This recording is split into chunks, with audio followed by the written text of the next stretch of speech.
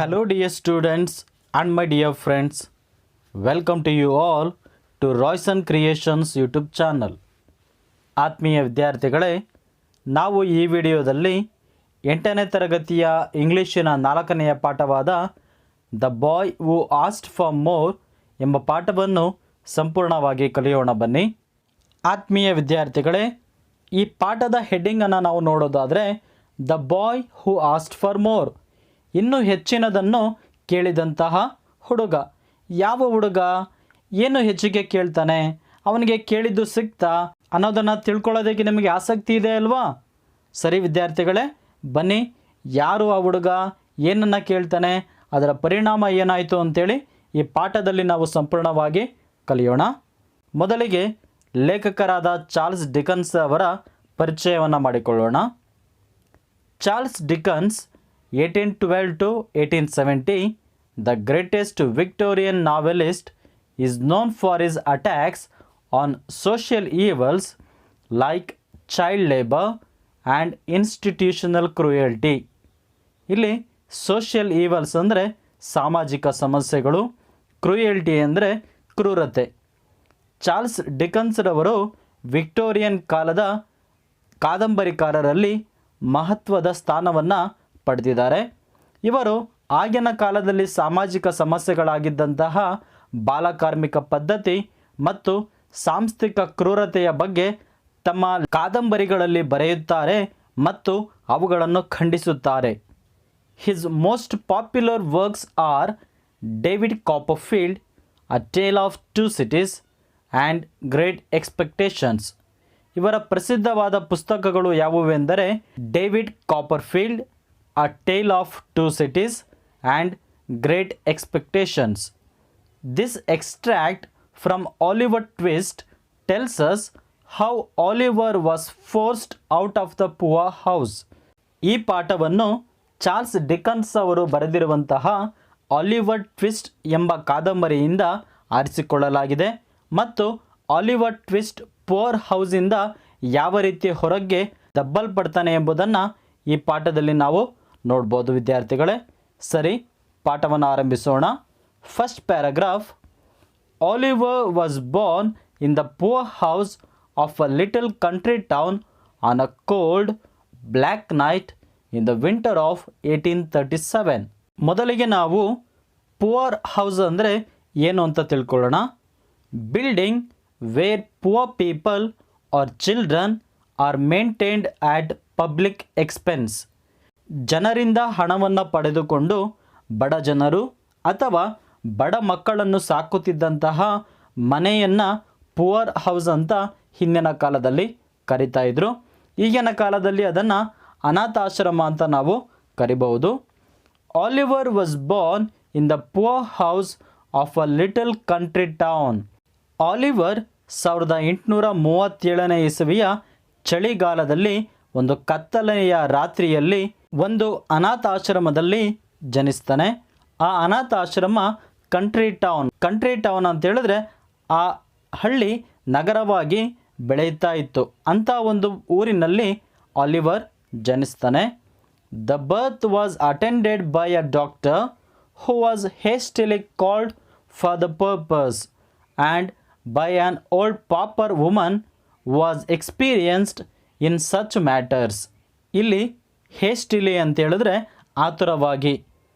Oliver ಜನಿಸಿದಾಗ ಒಬ್ಬ ಡಾಕ್ಟರನ್ನು ಆತುರವಾಗಿ ಕರೆಸಲಾಯಿತು ಮತ್ತು ಪ್ರಸೂತಿ ಕಾರ್ಯಗಳಲ್ಲಿ ಅನುಭವವನ್ನು ಹೊಂದಿದ್ದಂತಹ ಒಬ್ಬ ವಯಸ್ಸಾದ ಬಡ ಮುದುಕಿಯನ್ನು ಆ ಸಮಯದಲ್ಲಿ ಅಲ್ಲಿಗೆ ಕರೆಸಲಾಯಿತು.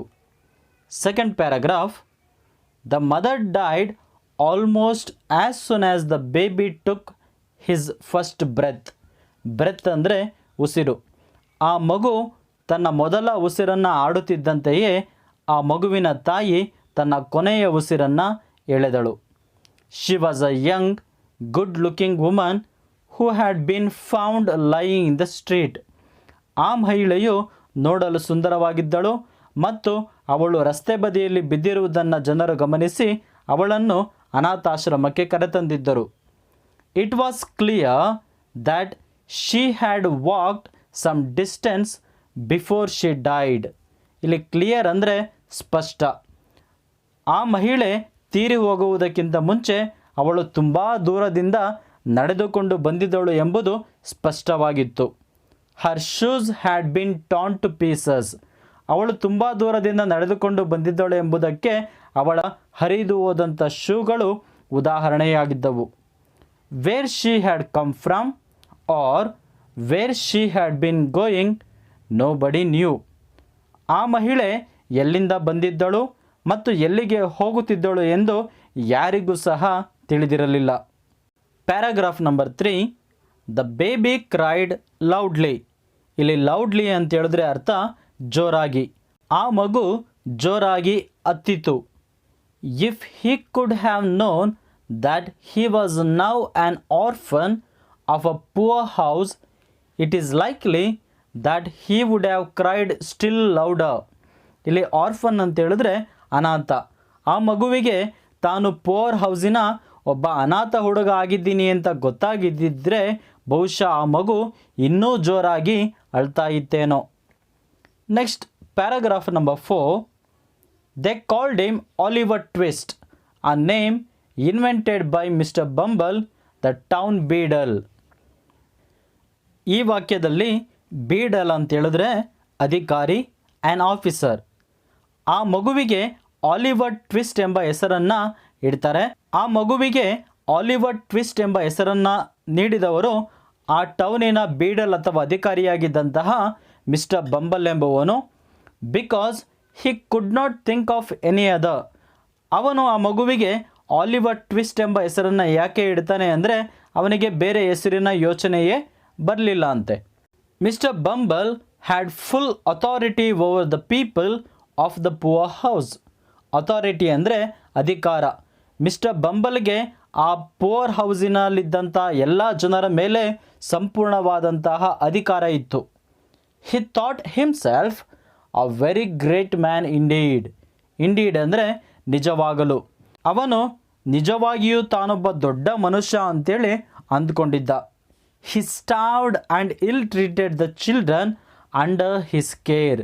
ಇಲ್ಲಿ ಸ್ಟಾವ್ಡ್ ಅಂತ ಹೇಳಿದ್ರೆ ಹಸಿವುಗೆಡುವುದು, ಇಲ್ ಟ್ರೀಟೆಡ್ ಅಂದರೆ ಕೆಟ್ಟದಾಗಿ ನಡೆಸಿಕೊಳ್ಳುವುದು.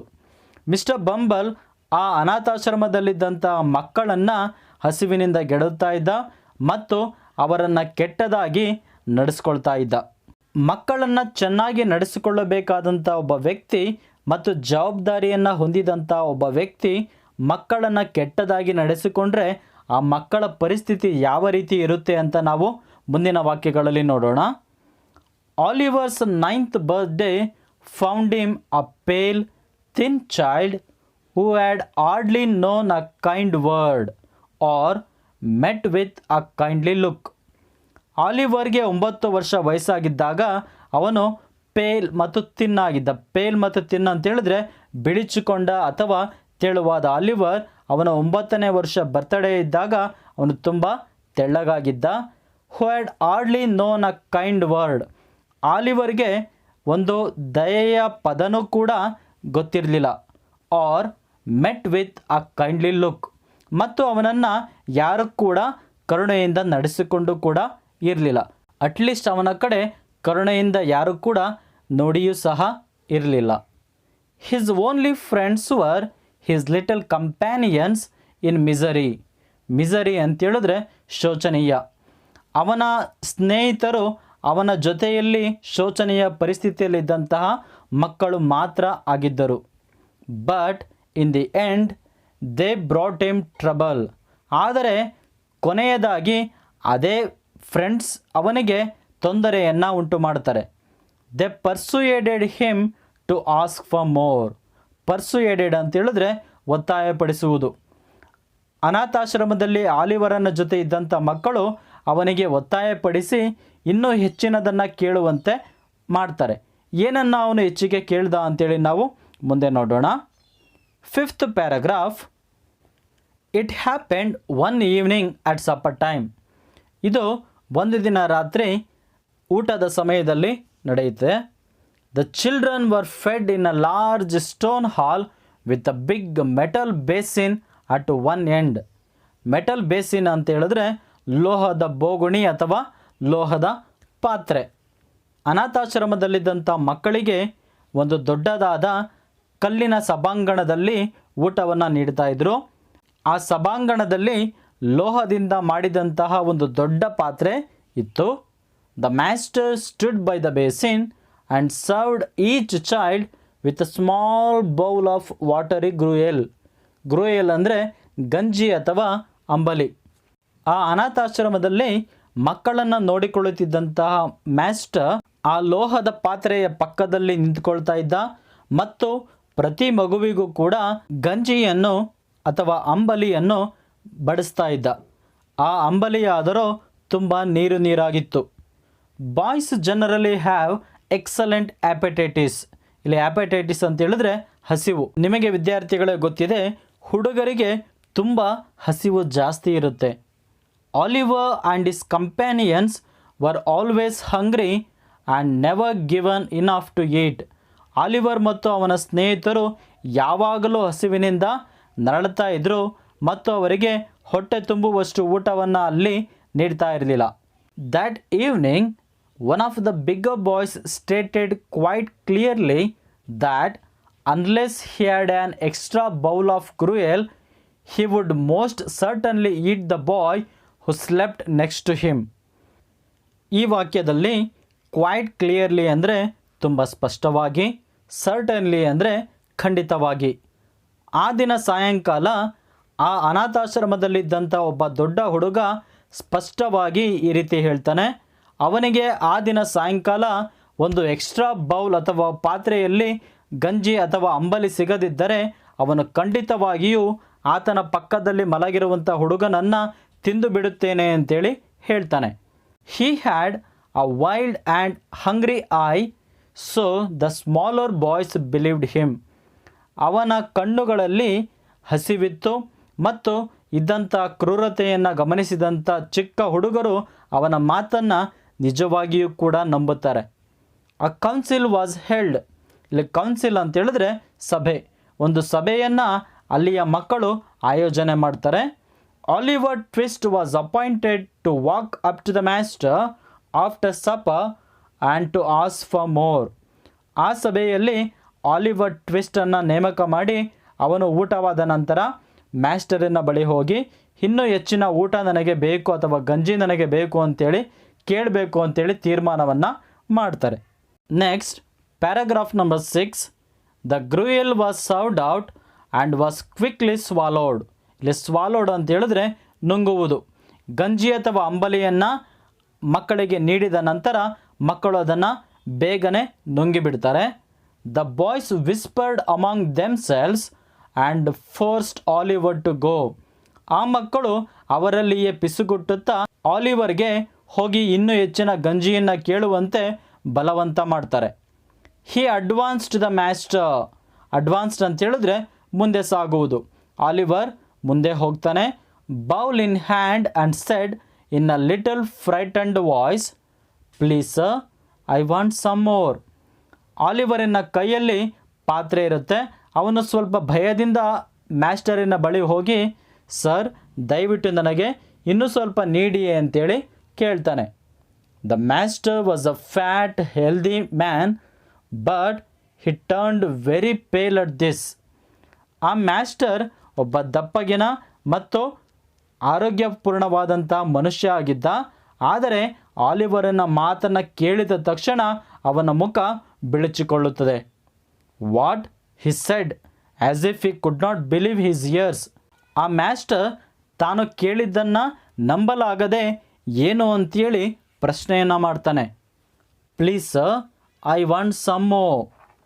ಆಗ ಆಲಿವರ್ ಟ್ವಿಸ್ಟ್ ಮತ್ತೆ ಹೇಳ್ತಾನೆ, ಸರ್ ದಯವಿಟ್ಟು ನನಗೆ ಇನ್ನೂ ಸ್ವಲ್ಪ ಗಂಜಿ ಅಥವಾ ಅಂಬಲಿಯನ್ನು ನೀಡಿ ಅಂತ. 7th paragraph.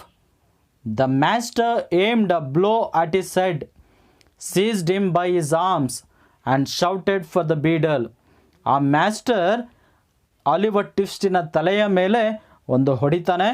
Ceased him by his arms, ಅವನ ಕೈಗಳನ್ನು ಹಿಡಿದುಕೊಂಡು ಅವನನ್ನು ಎಳೆದುಕೊಂಡು ಹೋಗ್ತಾನೆ. And shouted for the beadle, ಮತ್ತು ಬೀಡಲನ್ನು ಜೋರಾಗಿ ಕರೀತಾನೆ. Mister Bumble rushed into the room in great excitement. Excitement ಅಂತ ಹೇಳಿದ್ರೆ ಆತುರದಿಂದ. ಮಿಸ್ಟರ್ ಬಂಬಲ್ ಭಾಳ ಆತುರದಿಂದ ಆ ಸಭಾಂಗಣಕ್ಕೆ ಓಡಿ ಬರ್ತಾನೆ. And was filled with horror when he heard of ಆಲಿವರ್ಸ್ crime. ಮತ್ತು ಆಲಿವರ್ಸಿನ ತಪ್ಪನ್ನು ಕೇಳಿದ ತಕ್ಷಣ ಅವನು ತುಂಬ ಭಯಂಕರವಾಗಿ ವರ್ತಿಸ್ತಾನೆ. ಆಸ್ಟ್ ಫಾರ್ ಮೋ ಹಿ ಎಕ್ಸ್ಕ್ಲೈಮ್ಡ್ ಅಂತ ಹೇಳಿದ್ರೆ ಉದ್ಗರಿಸುವುದು ಅಥವಾ ಆಶ್ಚರ್ಯದಿಂದ ಹೇಳುವುದು. ಆ ಹುಡುಗ ಇನ್ನೂ ಹೆಚ್ಚು ಬೇಕು ಅಂತೇಳಿ ಕೇಳಿದ್ನಾ ಅಂತೇಳಿ ಮಿಸ್ಟರ್ ಬಂಬಲ್ ಆಶ್ಚರ್ಯದಿಂದ ಹೇಳ್ತಾನೆ. I never heard of such a thing. ಈ ರೀತಿಯ ಮಾತುಗಳನ್ನು ನಾನು ಯಾವತ್ತೂ ಕೂಡ ಕೇಳೇ ಇಲ್ಲ ಅಂತೇಳಿ ಮಿಸ್ಟರ್ ಬಂಬಲ್ ಹೇಳ್ತಾನೆ. Depend on it, this miserable boy will be hung. Miserable ಅಂತೇಳಿದ್ರೆ ಶೋಚನೀಯ. ಈ ರೀತಿ ಆಲಿವರ್ ಹೆಚ್ಚಿಗೆ ಊಟವನ್ನು ಕೇಳಿದ್ದರಿಂದ ಅವನನ್ನು ನೇಣು ಹಾಕಬೇಕು ಅಂತೇಳಿ ಮಿಸ್ಟರ್ ಬಂಬಲ್ ಹೇಳ್ತಾನೆ. 8th paragraph. As a punishment for his greed and boldness. Greed ಅಂತ ಹೇಳಿದ್ರೆ ಹೊಟ್ಟೆಬಾಕತನ, ಬೋಲ್ಡ್ನೆಸ್ ಅಂತ ಹೇಳಿದ್ರೆ ಧೈರ್ಯ. ಆಲಿವರ್ ಟ್ವಿಸ್ಟಿನ ಹೊಟ್ಟೆಬಾಕತನ ಮತ್ತು ಧೈರ್ಯದಿಂದ ಅವನಿಗೆ ಶಿಕ್ಷೆಯನ್ನು ನೀಡ್ತಾರೆ. ಆ ಶಿಕ್ಷೆ ಏನಾಗಿತ್ತು ನೋಡೋಣ. Oliver was immediately locked in a room to spend the night alone. ತಕ್ಷಣವೇ ಆಲಿವರನ್ನು ಒಂದು ಕತ್ತಲೆಯ ಕೋಣೆಯಲ್ಲಿ ಒಬ್ಬಂಟಿಯಾಗಿ ಕೂಡಿ ಹಾಕ್ತಾರೆ.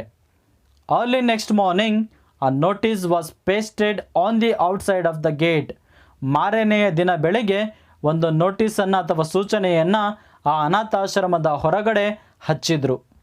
Offering a reward of 5 pounds to any man or woman who would take Oliver Twist off the hands of the poor house. ಇಲ್ಲಿ reward ಅಂತ ಹೇಳಿದ್ರೆ ಬಹುಮಾನ. ಆಲಿವರ್ ಟ್ವಿಸ್ಟನ್ನು ಆ ಅನಾಥಾಶ್ರಮದಿಂದ ಯಾರು ತೆಗೆದುಕೊಂಡು ಹೋಗ್ತಾರೋ ಅದು ಪುರುಷ ಆಗಿರಲಿ ಅಥವಾ ಮಹಿಳೆ ಆಗಿರಲಿ, ಅವರಿಗೆ 5 ಪೌಂಡನ್ನು ಬಹುಮಾನವಾಗಿ ನೀಡ್ತೇವೆ ಅಂತೇಳಿ ಆ ಸೂಚನೆಯಲ್ಲಿ ಬರೆದಿತ್ತು. ಆತ್ಮೀಯ ವಿದ್ಯಾರ್ಥಿಗಳೇ, ಇಲ್ಲಿಗೆ ಈ ಪಾಠ ಮುಗಿಯುತ್ತೆ. ನೆಕ್ಸ್ಟ್ ಆಲಿವರ್ ಟ್ವಿಸ್ಟ್ ಏನಾದ, ಅವನನ್ನು ಯಾರೋ ತೆಗೆದುಕೊಂಡು ಹೋದರು, ಅವನನ್ನು ನೋಡಿಕೊಂಡ್ರೆ ಚೆನ್ನಾಗಿ ಏನು ಅಂತೇಳಿ ನಾವು ಮುಂದಿನ 2 ಪ್ಯಾರಾಗ್ರಾಫ್ಗಳಲ್ಲಿ ನೋಡೋಣ. ಆ coffin maker came to know about the notice and bought the orphan boy from the poor house. ಇಲ್ಲಿ ಕಾಫಿನ್ ಅಂತ ಹೇಳಿದ್ರೆ ಶವಪೆಟ್ಟಿಗೆ ತಯಾರು ಮಾಡುತ್ತಿದ್ದಂಥ ಒಬ್ಬ ವ್ಯಕ್ತಿ ಈ ಸೂಚನೆಯನ್ನು ಓದಿ ಆ ಆರ್ಫನ್ ಅಂತ ಹೇಳಿದ್ರೆ ಅನಾಥ ಹುಡುಗನಾದಂತಹ ಆಲಿವರ್ ಟ್ವಿಸ್ಟನನ್ನು ಆ ಪುವರ್ ಹೌಸ್ ಅಥವಾ ಅನಾಥಾಶ್ರಮದಿಂದ ಕೊಂಡ್ಕೊತಾನೆ. There also he was treated cruelly. ಅಲ್ಲಿ ಕೂಡ ಆಲಿವರ್ ಟ್ವಿಸ್ಟನ್ನು ಕ್ರೂರತನದಿಂದ ನಡೆಸ್ಕೊಳ್ತಾರೆ. So he ran away to London. ಅಲ್ಲಿಯ ಹಿಂಸೆಯನ್ನು ಸಹಿಸಲಾಗದೆ ಆಲಿವರ್ ಟ್ವಿಸ್ಟ್ ಲಂಡನಿಗೆ ಓಡಿ ಹೋಗ್ತಾನೆ. There he faced further difficulties. ಲಂಡನಿಗೆ ಹೋದಂಥ ಸಂದರ್ಭದಲ್ಲಿ ಆಲಿವರ್ ಟ್ವಿಸ್ಟ್ ಇನ್ನೂ ಹೆಚ್ಚಿನ ತೊಂದರೆಗಳನ್ನು ಅಥವಾ ಕಷ್ಟಗಳನ್ನು ಅನುಭವಿಸ್ತಾನೆ. ಇಲ್ಲಿ ಫರ್ದರ್ ಅಂತ ಹೇಳಿದ್ರೆ ಹೆಚ್ಚಿನ, ಡಿಫಿಕಲ್ಟೀಸ್ ಅಂತ ಹೇಳಿದ್ರೆ ತೊಂದರೆಗಳು ಅಥವಾ ಕಷ್ಟಗಳು. However by chance he met 2 kind people, Mister Brownlow and Miss Rose Maylie. ಆದರೂ ಸಹ ಆಲಿವರ್ ಟ್ವಿಸ್ಟ್ ಆಕಸ್ಮಿಕವಾಗಿ ಇಬ್ಬರು ಕರುಣೆಯುಳ್ಳ ವ್ಯಕ್ತಿಗಳನ್ನು ಭೇಟಿಯಾಗ್ತಾನೆ. ಅವರು ಯಾರೆಂದರೆ ಮಿಸ್ಟರ್ ಬ್ರೌನ್ಲೋ ಮತ್ತು Miss Rose Maylie. These kind people also discovered that he was their own relative and had to be protected from his stepbrother Mr. Monks. Oliver twist ಆಕಸ್ಮಿಕವಾಗಿ ಭೇಟಿಯಾದಂತಹ mister Brownlow ಮತ್ತು Miss Rose ಮೇಲಿ ಅವರು Oliver twist ತಮ್ಮ ಸಂಬಂಧಿ ಎಂಬುದನ್ನು ಕಂಡುಹಿಡಿಯುತ್ತಾರೆ ಮತ್ತು Oliver ಟ್ವಿಸ್ಟಿನ ಮಲ ಸಹೋದರನಾದಂತಹ mister ಮಾಂಕ್ಸಿನಿಂದ ಅವನನ್ನು ಕಾಪಾಡಬೇಕಾದಂಥ ಪರಿಸ್ಥಿತಿ ಅಲ್ಲಿ ಎದುರಾಗುತ್ತೆ. Mister Monks had plan to take away Oliver's share of property. Mister Monks Oliver ಟ್ವಿಸ್ಟಿನ ಆಸ್ತಿಯನ್ನು ತಾನು ಪಡೆದುಕೊಳ್ಬೇಕು ಅಂತೇಳಿ ಯೋಚನೆಯನ್ನು ಮಾಡಿದ್ದ. But with Mister Brownlow's help Oliver got his rightful share of the property and lived happily.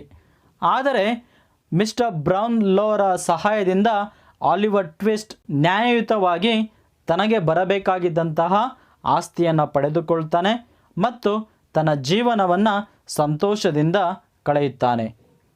ಆತ್ಮೀಯ ವಿದ್ಯಾರ್ಥಿಗಳೇ, ಇದುವರೆಗೂ ನಾವು 8ನೇ ತರಗತಿಯ ಇಂಗ್ಲಿಷಿನ 4ನೆಯ ಪಾಠವಾದ the boy who asked for more ಎಂಬ ಪಾಠವನ್ನು ಸಂಪೂರ್ಣವಾಗಿ ಕಲಿತಿದ್ದೇವೆ. ಈ ವಿಡಿಯೋವನ್ನು ನೋಡಿದ್ದಕ್ಕಾಗಿ ನಿಮಗೆ ಧನ್ಯವಾದಗಳು.